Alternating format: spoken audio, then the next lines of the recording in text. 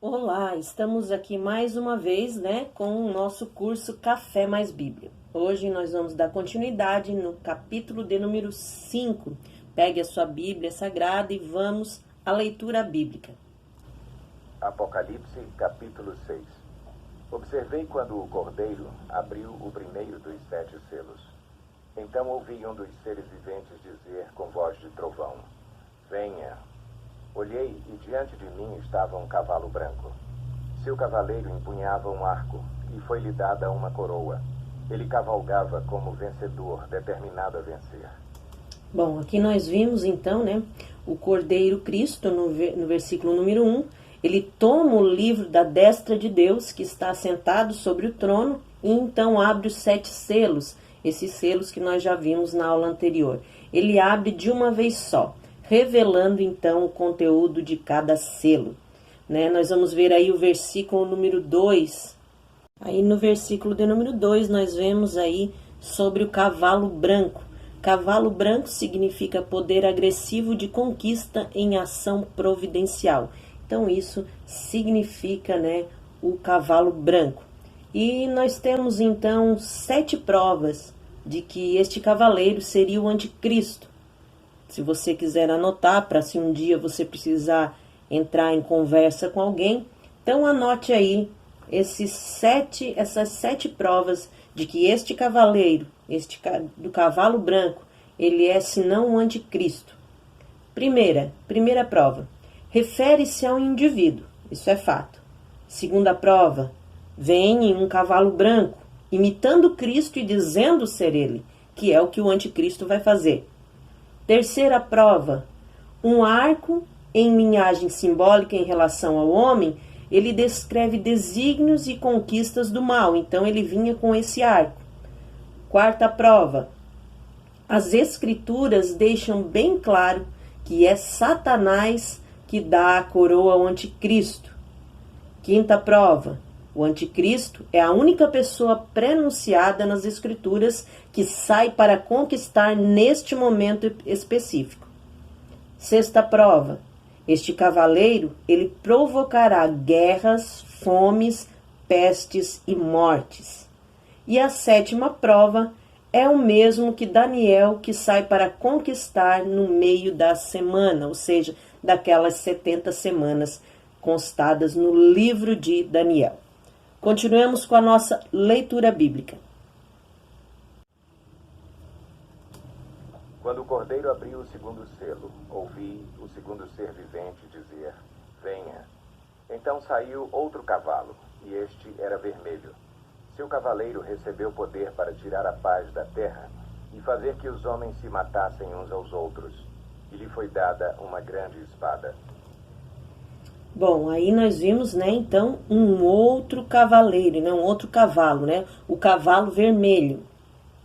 Cavalo vermelho, tem o significado do poder com uma matança espantosa.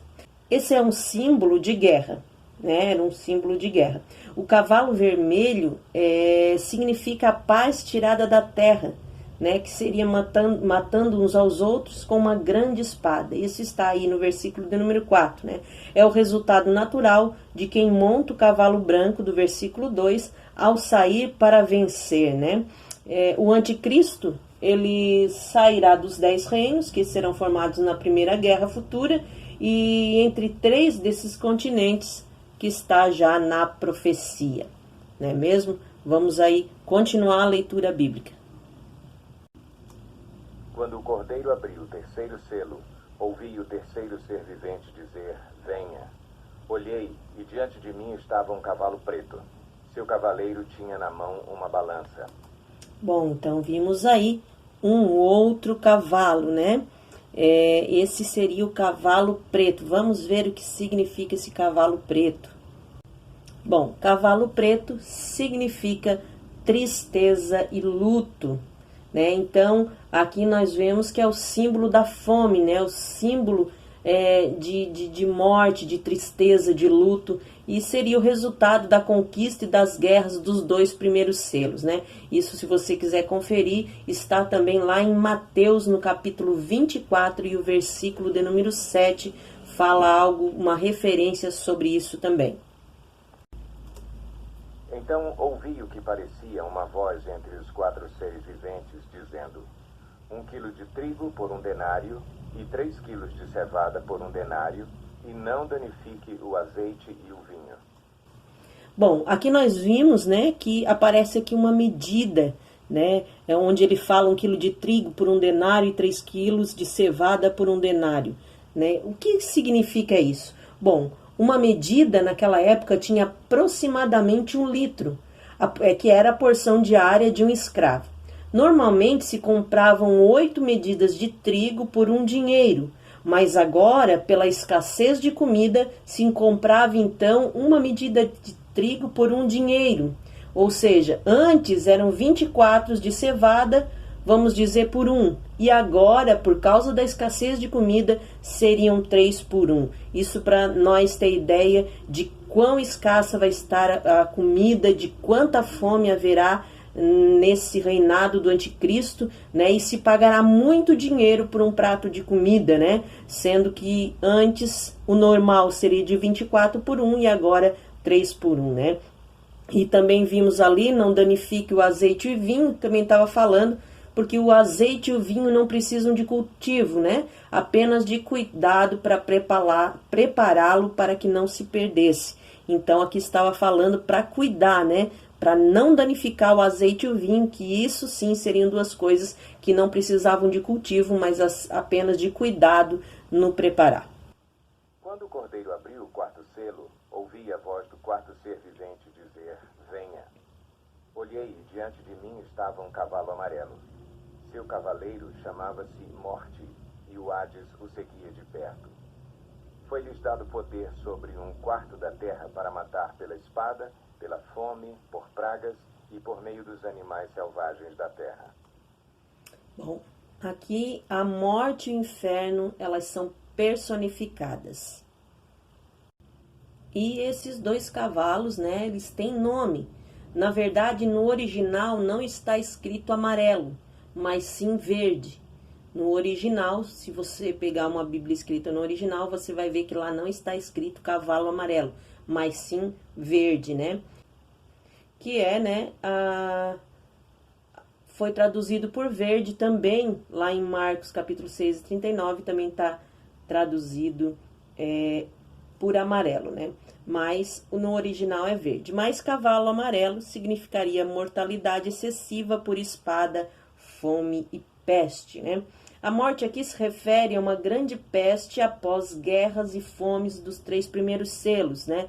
E as feras da terra, que nós vimos aí, estarão ali comendo os cadáveres, de tanto cadáver que haverá naqueles tempos. Vai ser muito triste, mas infelizmente isso vai acontecer, é fato, não é algo que pode ser que aconteça, não. A Bíblia, ela vai se cumprir, né? E vai ser muito triste para quem estiver nesses dias vivendo isso. Mas vamos continuar. Quando ele abriu o 5º selo, vi debaixo do altar as almas daqueles que haviam sido mortos por causa da palavra de Deus e do testemunho que deram. Eles clamavam em alta voz: até quando, ó soberano, santo e verdadeiro, esperarás para julgar os habitantes da terra e vingar o nosso sangue? Bom, aqui prova a imortalidade da alma, né? Aquilo que algumas igrejas pregam, que algumas seitas também pregam, que não haverá céu nem inferno, que após a morte quem foi bom vai para o céu e quem não foi bom vai, né, não vai para o inferno, não existe esse negócio de inferno. Aqui nesse versículo de número 10 deixa bem claro que haverão vidas após a morte, né? Tanto o céu como o inferno. Por quê? Porque prova a imortalidade da alma e a plena consciência entre a morte e a ressurreição, né? Vê que aqueles já estavam mortos, mas eles pedem a Deus, né? Até quando, soberano, que nós temos que esperar para julgar os habitantes da terra e vingar o nosso sangue, né? Então, realmente haverá um juízo, né? E haverá isso, acontecerá esse julgamento lá no céu. Então cada um deles recebeu uma veste branca, E foi-lhes dito que esperassem um pouco mais até que se completasse o número dos seus conservos e irmãos, que deveriam ser mortos como eles. Observei quando ele abriu o sexto selo. Houve um grande terremoto. O sol ficou escuro como tecido de crina negra. Toda a lua tornou-se vermelha como sangue, e as estrelas do céu caíram sobre a terra como figos verdes caem da figueira quando sacudidos por um vento forte. O céu foi se recolhendo como se enrola um pergaminho, e todas as montanhas e ilhas foram removidas de seus lugares. Então os reis da terra, os príncipes, os generais, os ricos, os poderosos todos, escravos e livres, esconderam-se em cavernas e entre as rochas das montanhas.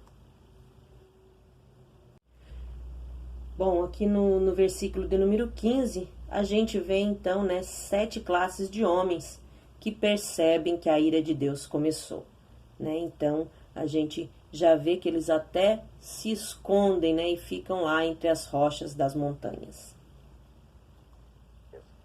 Eles gritavam às montanhas e às rochas: caiam sobre nós e escondam-nos da face daquele que está assentado no trono e da ira do Cordeiro.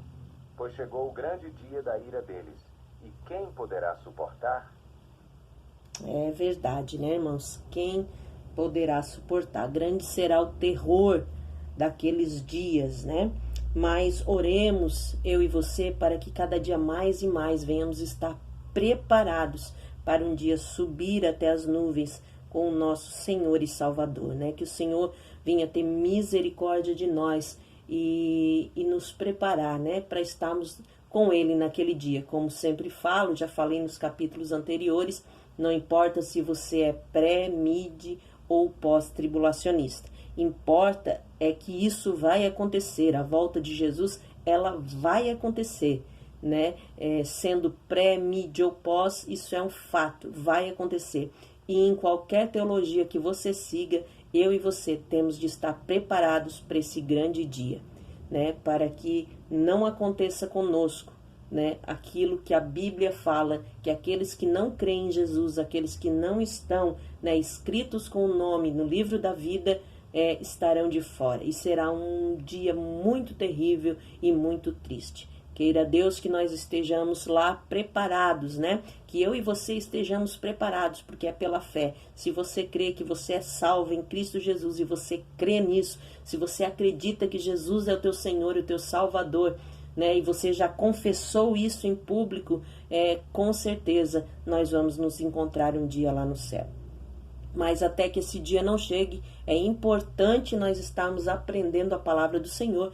Por isso eu convido você, né, a continuar esse curso, indique para mais alguém, né, para que as pessoas possam também entender a Bíblia de uma maneira simples, né. Quero aqui já terminar esse capítulo, desejando que Deus abençoe cada dia mais e mais a tua casa, a tua vida, o teu ministério, em nome de Jesus.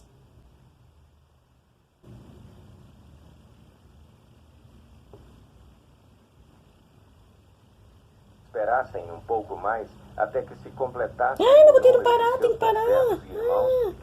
Então, suportar. continuando. 1, 2, 3. Apocalipse, capítulo Esqueci de botar de novo, de novo. Então tá, agora vai dar certo. Que está Tá? Que esse é um símbolo dado, é um símbolo dado, que é a Lana. Ó, a Lana falando lá atrás. Tá, então vamos lá, continuando.